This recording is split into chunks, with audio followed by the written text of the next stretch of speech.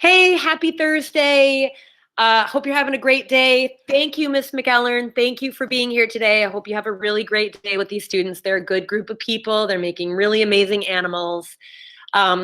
So today they're going to be making the textures on their animals and also cutting the lid off the animal so that it can be a functional planter or a storage jar. So I'm going to share some images with you to help get some ideas flowing, and then I'm going to do some demonstrations.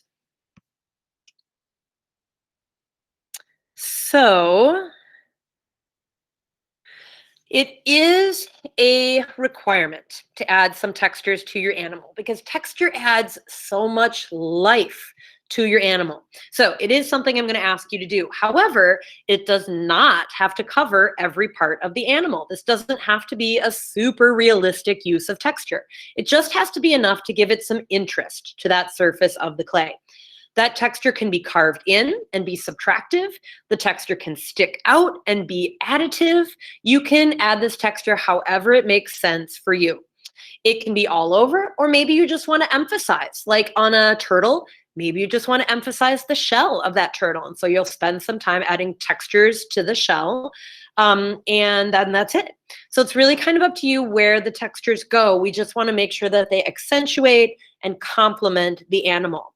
It also should be proportional to the animal. So, for example, if you're doing a dog and you want to give it a hairy texture, you don't want to be carving really long hairy textures onto that dog if it's a Chihuahua, because a Chihuahua doesn't have long hair. So you want to keep the lines proportional to the size of the animal, to the type of animal, to the type of actual fur or scales or feathers that it has in real life. So consult the interwebs if you don't know exactly what kind of texture your animal has. It's totally okay to use a picture.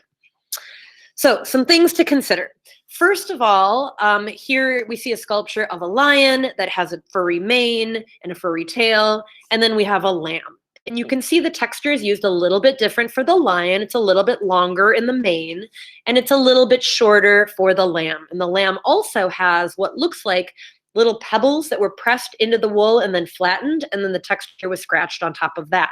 So two different animals, two different textures. The technique is similar, but it's enough to tell the difference between a hairy mane and a woolly sheep. Also, really great detail about that lion. Look at they look like freckles, but really it's where the whiskers would grow. They just took a toothpick and poked little holes where those whiskers would grow, and it adds an awesome little bit of interest in that area. So something to consider if you are doing an animal that has whiskers. All right, now this is really realistic use of texture. This would have been probably layers of clay added for each feather being a separate layer, scored and slipped on. And you can certainly do this. The big feathers would have been slipped and scored with really thin layers of clay. And then the shorter feathers that are higher up on the wing, those were just scratched in. So we still know that those are feathers. It's just that the texture is different. It's a lighter scratch as compared to the bigger strips of clay that represent the bigger feathers. So that's a more realistic type of bird. Here's a bird that we can still tell is a bird, but yet the textures have been done in a much more simplistic way. So these textures on the chest of the bird would have been made with a tool similar to the paperclip tool that I've mentioned to students at home. They could make this paperclip tool. You can just use a pliers to squeeze the end of your paperclip tool to make it more of a V shape. And that imprinted repeatedly in the clay gives you a nice overlapping feather technique. The larger feathers that are on the wing are made from a paperclip that wasn't pinched into a V. It's just left in that U shape. So pinched into the clay, pressed into the clay to create different types of feathers in a more simplistic but yet effective way. And yet here's another bird where the textures were just drawn on there. They just took a needle tool or a toothpick and drew those textures on and then smoothed them and softened them a little bit. And the textures are only on the wing, and that is okay. And here is yet another bird. They didn't add really any feather texture at all. What they added were these tiny little dots, and the dots create this nice pattern. We still know it's a wing, even though there's not a literal feather texture there. But those little dots just add a little bit of a focal point that draw our eye to that area and make us pay attention to it. That's really what texture does. It's meant to pull your attention to that area.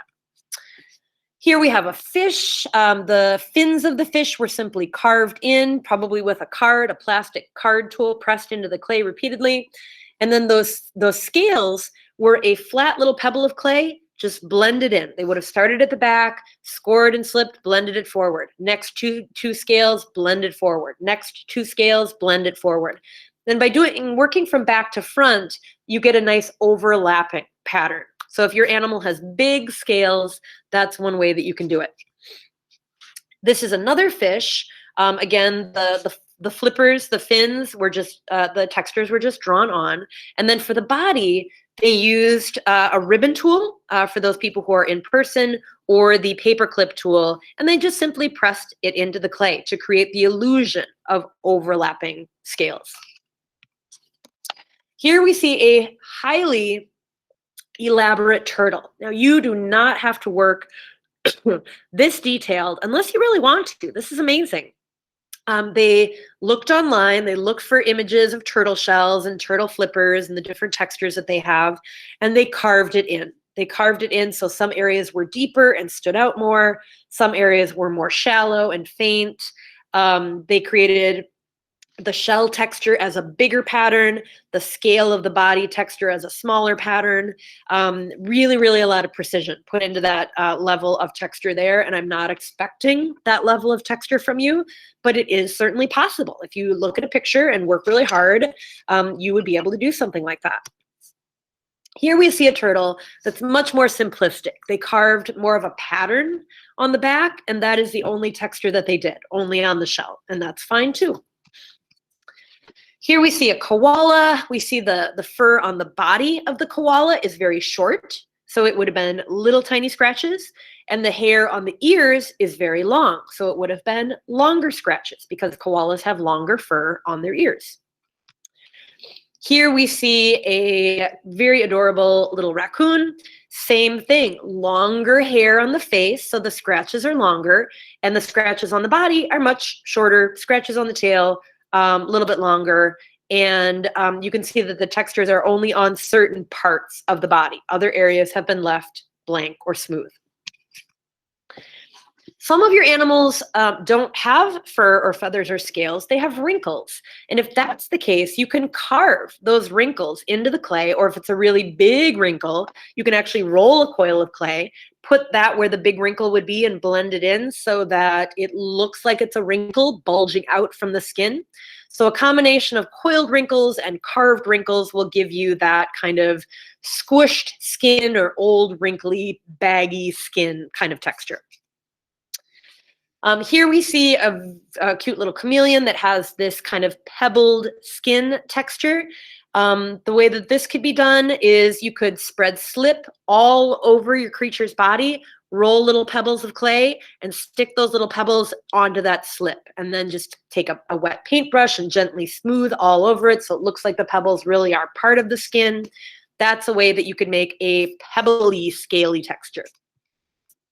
Here's another chameleon where instead of making the texture pop out, they made the texture punch in. So they just took the end of a pencil, pressed that into the clay to also create that illusion of scales. All right, so these are your steps for today. You can access this video and pause it here. In fact, I'm gonna ask Ms. McElern to leave this up on the screen at the end of my demo so you have this as a reminder of what to do for today.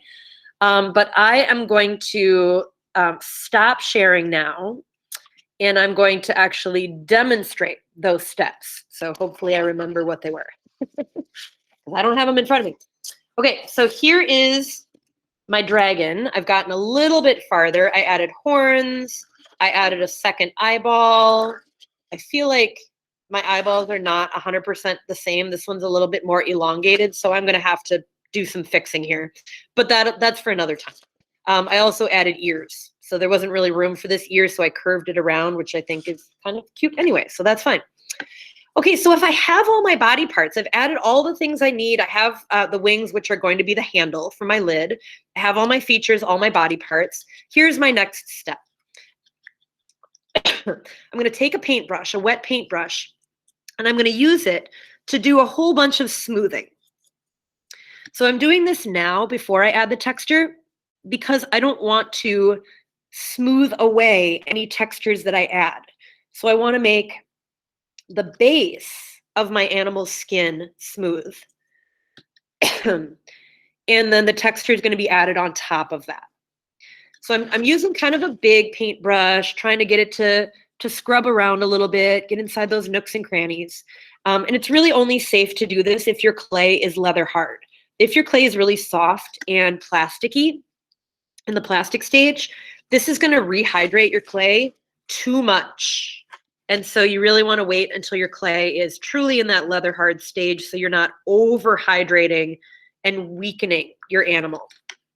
So I'm avoiding fine details, like I'm not really smoothing my eyes or the teeth that I added in the mouth, because I don't want those little small areas will rehydrate quicker, and they could become so soft that they actually disintegrate. So I'm trying to avoid and just kind of go around those finer features.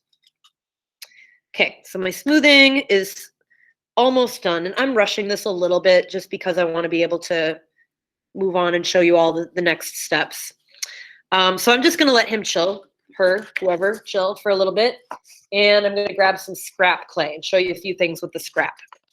Okay, so just some different things you can play around with for textures. First of all, if you're doing a scaly texture, if you take the eraser of a pencil, you can press the eraser of the pencil into the clay to create a scaly texture. If you press it in at an angle, you get a different sort of scaly texture. If you press in the tip of the pencil, you get a round sort of texture, almost like reverse pebbles. That might be good for a smaller scaled area. If you press the pencil at an angle, you almost get a small overlapping feather texture. Can you see that? That's probably better if I hold it up like that. Sorry. Another technique, if you have the homemade tool with the paper clip on one side, you can use that homemade paper clip to carve. Either this could be a scaly texture or it could be like a thick furry texture by carving kind of deeply. These are kind of thick little marks that I'm making. You could also use the toothpick side to do a small hairy texture, just repeatedly little hairy marks in the clay. You could also use your fork, if it didn't have slip all over it like mine, and you could do a larger hairy texture with the fork. This would be good for a body of a cat or a dog or a bear or something like that. That would be a good texture there. Another option, I'm trying to look for where my other tools are. Oh, feathers. If I want to do a feathered texture, people at home have a plastic knife. People who are here have a wood knife. So I can take the end of that tool and press it repeatedly into the clay, and it gives me an illusion of overlapping feathers. I could also try using the non-business end of the knife, and that would give me a different sort of look for overlapping textures. I could also use the serrated edge of the knife and scratch in a much finer hairy texture. This could work for very fine feathers. This could work for very short hair on a mammal. So that's just the serrated edge right there. If I'm doing an animal that has wrinkles, as I mentioned, I can roll a coil of clay, spread a little bit of slip, put that coil in place, and then just use my sponge to really make that coil integrate into the skin. And I can also do some carving to accentuate those wrinkles. Okay, and once I carve kind of sharp edges, I would take my paintbrush and just kind of soften those edges to get the illusion of some wrinkles. Now, there's probably 1,000 other textures that are out there that you could possibly do. I can't possibly demonstrate or think of all of them. So what I would ask you to do is look at your creature, look at what textures are there, and then think about what tools you have access to, either at home or at school, and figure out what kind of object could simulate that texture. There's really so many different things you could possibly do. I couldn't possibly hope to demonstrate all of them for you. Now I'm going to do a scaly texture on my dragon. And I think, just to keep myself sane, I think I'm just going to add the texture along the back and maybe down the belly of the dragon. Because if I had to do every square inch of my dragon, it would just be a lot. And I might change my mind. I might add more texture. But for now, I'm just going to press into the clay with the non-pointy end of my needle tool. So it's this tool right here. If you're at home, use the eraser of a pencil. And you can see some of my textures I pushed in a little deeper. Some of them I pushed in not as deep. So it kind of gives you a little bit of depth in the texture there.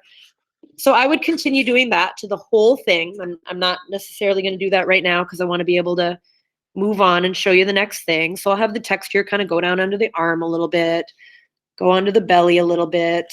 I definitely want to add a texture to the wings too. So I probably should think about that as well. Obviously that would be like a, I don't think that dragon wings would have feathers on them. So I'm going to have to maybe do some carving for the texture of the wings. That would probably make more sense. All right, so textures will continue. They'll come down under the tail, etc. But now I'm going to move you on to cutting the lid because that's the second thing I would like you to do today. By the way, we will come back one final time because this isn't going to be done till Monday now. It's due on Monday. We'll come and we'll soften those textures with the wet paintbrush again on Monday. Okay, we won't do it today because everything is going to be so soft today. That'll happen on Monday. Okay, so my next step is to figure out where my lid is going to be cut. So I am going to first just draw the area where I plan to cut my lid. I want you to have a game plan in place. And I want this to be kind of big because I want to be able to fit a plant in there. So I just drew a little line around that I hope will give me a nice big opening. So when I take this lid off, I'll be able to fit a good sized plant in there. So if you're here at school, you can use this needle tool to cut your lid off. If you're home, you're going to use your plastic knife to cut your lid off. And the way you're going to do it, no matter what tool you're using, you're going to cut in at a 45-degree angle. All right. So there's my impaled dragon knife at a 45-degree angle. And we're going to maintain that 45-degree angle and we're going to cut around the entire thing. So this is why it's important that your clay is still leather hard because you can't cut through clay that's bone dry. So I'm just using this like a saw. I'm cutting back and forth and back and forth and back and forth. And I'm maintaining that 45-degree angle throughout the entire thing.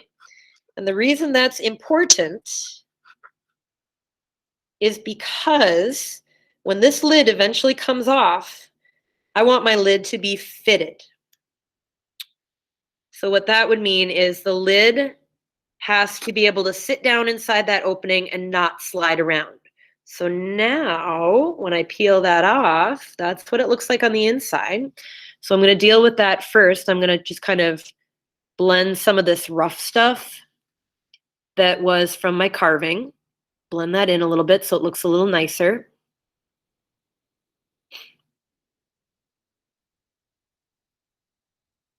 Okay, so that's a little bit better inside there. And see, that's that 45-degree cut that's going to allow my lid to fit back inside here and not shift around. And then let me show you the inside here. So there's not a lot of room inside here. So I'm actually going to cut this hole to be just a little bit bigger. I don't want to cut it to be a lot bigger because then I would lose that 45-degree edge that's going to make my lid stay fitted. So let me hold this up so you can see a little bit better what I'm doing here. I'm just trying to cut it to make the opening just a little bit bigger so I can fit my finger inside there. There's the seam of my pinch pots. There's the holes I cut for the hips. So now I can get my finger inside there and I can smooth it a little bit better. Okay, so now I have a little bit more room. So this cut edge that I did, it's got kind of a texture to it from me using the knife like a saw. So I'm going to take my sponge. I'm going to soften that edge so that I don't really see that texture.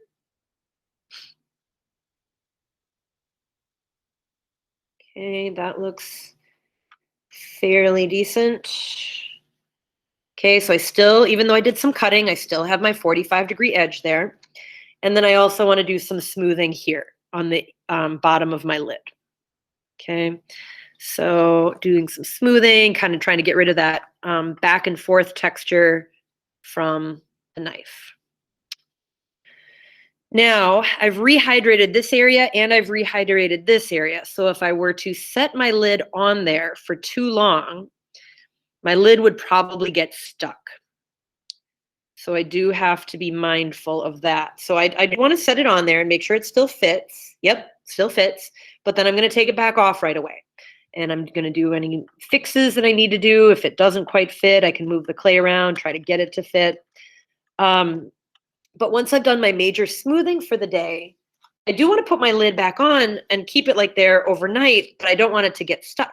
So look at this magic trick. I'm just going to take a tissue, like a Kleenex, and put that in between my lid and my body. That way, they're not going to get stuck, but yet they'll still stay together and they'll keep their shape. So this is what I want you to photograph for today. Show me a picture of your animal that shows me the texture that you did. And if you get to the point where you've made your lid, make sure that I can see that cut and that you put a tissue there for your picture today as well. Okay. If you don't get to cutting your lid today because you have other features that you're making, then maybe just try to get some texture done today. You will have a good portion of class on Monday to work on finishing this as well. But try and get as far as you can today, because part of what will happen on Monday is I'll have to talk about recording the video and doing an artist statement for your animal. So try to get as much of the work done today as you possibly can. And if you want, you can wrap your animal up and take it home for the weekend and work on it at home. You can take your slip, you can wedge up some clay and take some extra clay. There are boxes in the back corner of the room underneath the gray cabinet. You can pack your stuff up in there. What I ask is that you do not take clay tools home. So do with whatever tools that, same kind of tools the kids at home are using: plastic forks, plastic knives, toothpicks, pencils, paper clips. Use those kind of tools. And then, of course, remember to bring your animal back on Monday so you can turn it in on Monday in class. Okay? Thank you so much, everybody. You can message me if you have a question. Miss McKellern is super knowledgeable about art. You can ask her any question and she'll be able to help you out.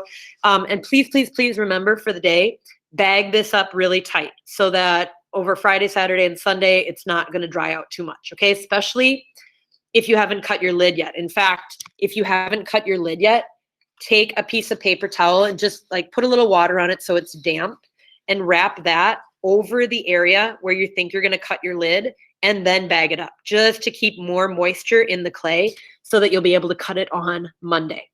Okay? Thanks so much, everybody. Have a really good day. Have fun working on your animals. I can't wait to see them when I get back. Oh, actually, remember also Friday, tomorrow, there is a Google Meet for everybody who's not doing MCA science testing. And the quiz is tomorrow too. So at the Google Meet, we'll review for the quiz. You'll get to use your notes on the quiz, and you'll take the quiz Friday too. That was a lot. Thanks, guys. Thanks for being patient. Bye-bye.